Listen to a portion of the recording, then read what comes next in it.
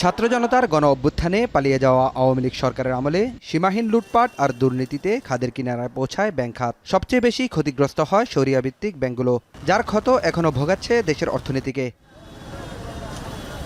সংকট কাটাতে ৩৫,০০০ কোটি টাকায় ব্যাংকগুলোর মালিকানা নেয় সরকার। শেয়ারের দাম ঋণাত্মক হওয়ায় বিনিয়োগকারীরা পাচ্ছেন না কোনো অর্থ, দেয়া হচ্ছে না সম্মিলিত ইসলামী ব্যাংকের কোনো শেয়ারও। তবে দায় বাংলাদেশ ব্যাংকের হলেও বিনিয়োগকারীদের উপরে চাপানোর অভিযোগ ক্ষুদ্র বিনিয়োগকারীদের।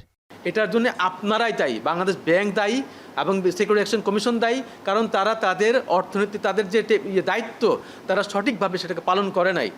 ঢাকা স্টক এক্সচেঞ্জের তথ্য বলছে ৫ ইসলামী ব্যাংকের মধ্যে ফার্স্ট সিকিউরিটি ইসলামী ব্যাংক শেয়ার বাজারে যুক্ত হয় ২০০৮ সালে, ইউনিয়ন ব্যাংক ও গ্লোবাল ইসলামী ব্যাংক তালিকাভুক্ত হয় ২০২২ সালে, সোশ্যাল ইসলামী ব্যাংক ২০০০ সালে এবং এক্সিম ব্যাংক শেয়ার বাজারে আসে ২০০৪ সালে।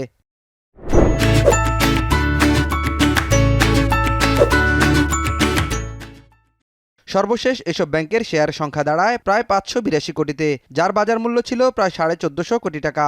এর মধ্যে ফার্স্ট সিকিউরিটি ইসলামী ব্যাংকের ৪৬.৩২%, গ্লোবাল ইসলামী ব্যাংকের ৩১.১৪, ইউনিয়ন ব্যাংক ৩২.৯৪, এক্সিম ব্যাংক ৩৮.৩৬ এবং সোশ্যাল ইসলামী ব্যাংক ২১.৬৯%।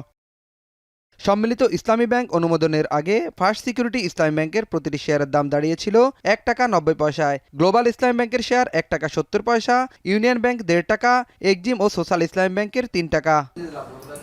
অর্থনীতিবিদরা বলছেন, নিজেদের অপরাধ ক্ষুদ্র বিনিয়োগকারীদের উপর চাপিয়ে দিচ্ছে কেন্দ্রীয় ব্যাংক। ক্ষুদ্র বিনিয়োগকারীরা তখনই বিনিয়োগ করেছে যখন ওদের অডিট আপত্তি ছিল না, তাদের যে হিসাবায়ন সবগুলোকে কিন্তু সেন্ট্রাল ব্যাংক সম্মতি দিয়েছে।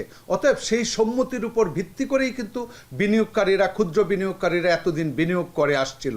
দায়ভারটা তো ক্ষুদ্র বিনিয়োগকারীদের, বিশেষ করে তাদেরকে দেওয়া, তো এটা আমরা গ্রহণযোগ্য নয় এবং এটা আমি বলবো যে এটা ন্যায় বিচারেরও পরিপন্থী আর কি, তাই না?